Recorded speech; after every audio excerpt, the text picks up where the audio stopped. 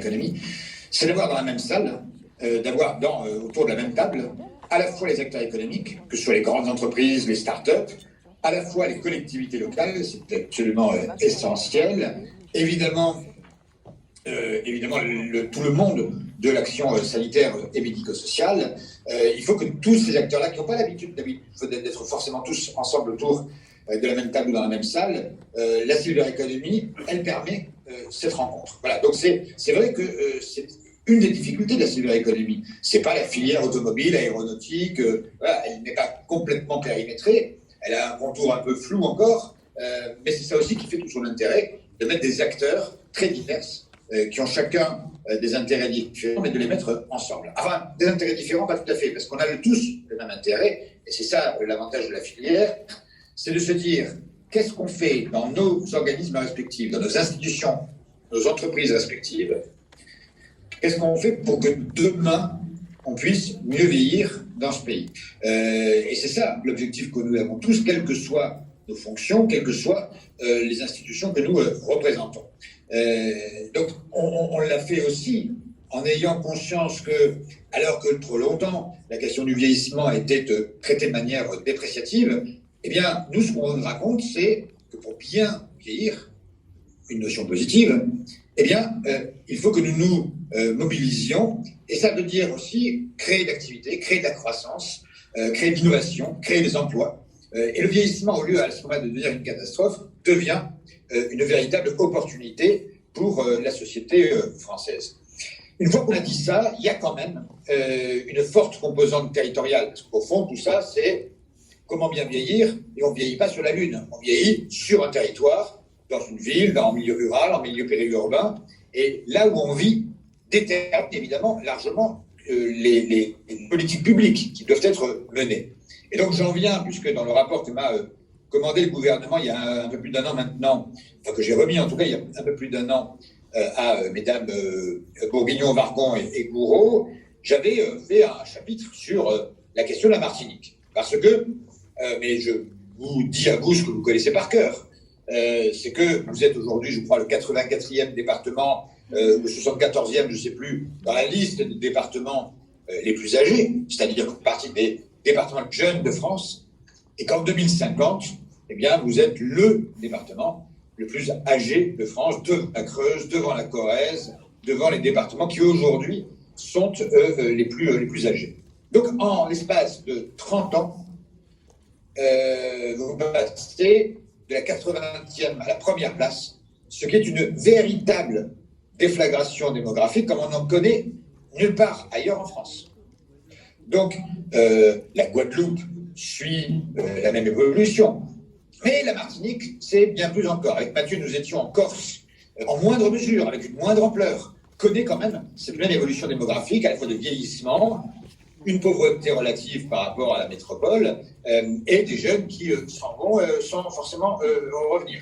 Donc, on a cette problématique-là, sauf que là, on s'y prend en 2022. On n'est pas en 2050.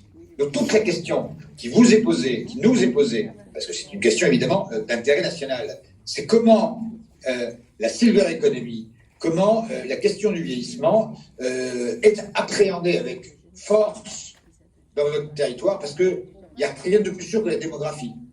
Je vais vous livrer un scoop. Tous les gens qui auront 85 ans en 2050 sont déjà nés aujourd'hui. Voilà. Donc, une fois qu'on parle de ce constat à peu près incontestable, rien n'excusera l'imprévision. Et donc, il faut tous se mobiliser. Évidemment, les institutions, et le fait que Virginie Magnan soit avec vous est un signe aussi que, au plus haut niveau de l'État, cette question est prise en compte, cette spécificité est prise en compte.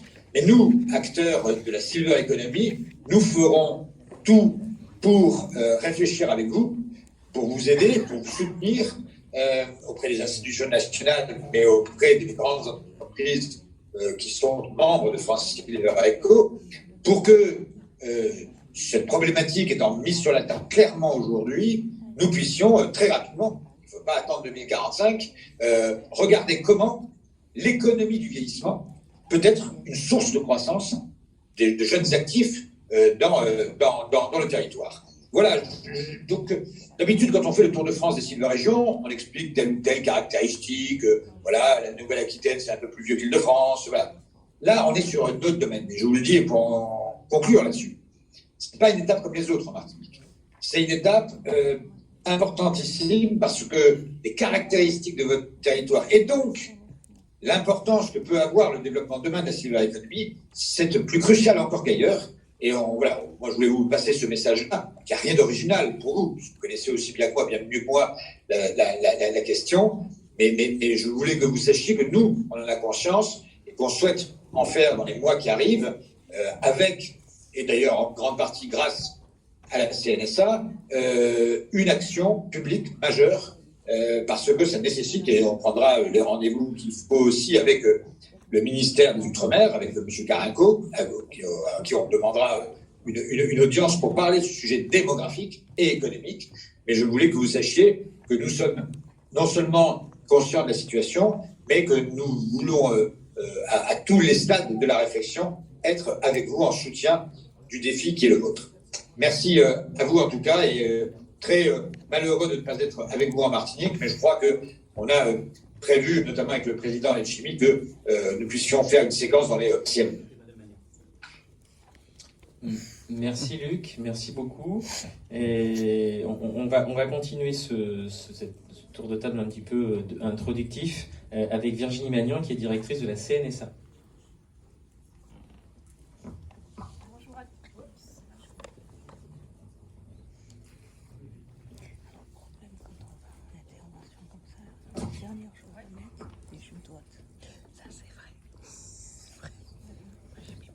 Ça marche? Ouais. Bon, je ne vais pas être très longue ni représenter en détail la Caisse nationale de solidarité et de l'autonomie que je dirige. J'ai la chance d'être là, non pas en deuxième saison, mais en deuxième jour. Et pour, j'imagine, un certain nombre d'entre vous qui ont participé depuis hier aux assises, aux premières assises martiniquaises du bien vieillir, eh bien, vous avez sans doute entendu cette présentation de la Caisse. Je me suis demandé si j'ai